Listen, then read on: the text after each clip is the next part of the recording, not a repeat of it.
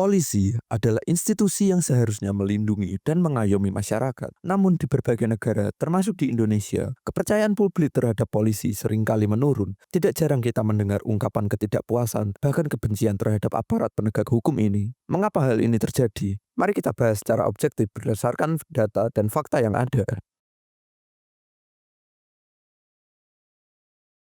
Salah satu alasan utama mengapa masyarakat membenci polisi adalah penyalahgunaan kekuasaan. Kasus-kasus seperti pungli, suap, hingga keterlibatan aparat dalam jaringan kejahatan terorganisir telah merusak citra kepolisian. Menurut laporan Transparansi Internasional, indeks persepsi korupsi di sektor penegakan hukum masih tinggi. Bahkan survei dari Lembaga Survei Indonesia atau LSI menunjukkan bahwa banyak masyarakat yang percaya bahwa polisi rentan terhadap praktik korupsi, baik dalam bentuk pungutan liar di jalan maupun dalam menangani kasus hukum.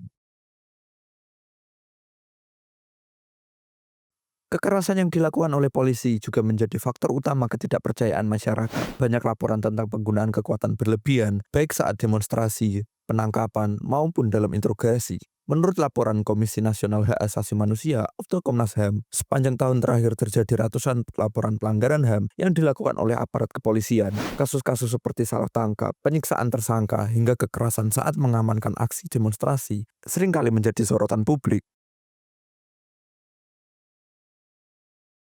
Salah satu masalah yang sering dikeluhkan adalah kurangnya transparansi dan akuntabilitas dalam institusi kepolisian. Banyak kasus yang melibatkan anggota polisi tidak diusut tuntas atau bahkan ditutup-tutupi. Menurut data dari Indonesian Corruption Watch atau ICW, tingkat penyelesaian kasus hukum terhadap anggota kepolisian yang bermasalah masih sangat rendah. Hal ini membuat masyarakat semakin tidak percaya pada upaya penegakan hukum yang dilakukan oleh polisi.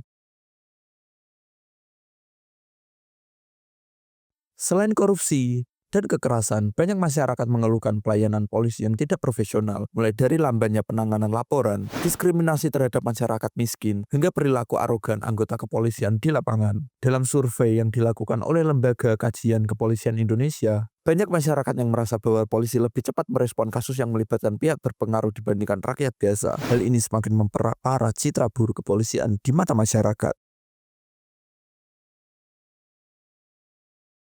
Tidak semua polisi buruk, masih banyak aparat kepolisian yang bekerja dengan integritas dan dedikasi tinggi. Beberapa upaya reformasi juga telah dilakukan seperti peningkatan transparansi. Dengan adanya tekanan dari masyarakat sipil, diharapkan kepolisian dapat menjadi institusi yang benar-benar berfungsi untuk melindungi rakyat, bukan malah sebaliknya. Pada akhirnya, kebencian masyarakat terhadap polisi bukanlah tanpa alasan. Namun hal ini juga menjadi tantangan bagi institusi kepolisian untuk terus berbenah dan membangun kembali kepercayaan publik. Jika polisi benar-benar bekerja untuk rakyat, maka citra buruk yang selama ini melekat bisa perlahan-lahan berubah. Dan terima kasih sudah menonton video ini. Jika kalian punya pendapat, tuliskan di kolom komentar. Jangan lupa untuk like dan subscribe. Dan sampai jumpa di video selanjutnya.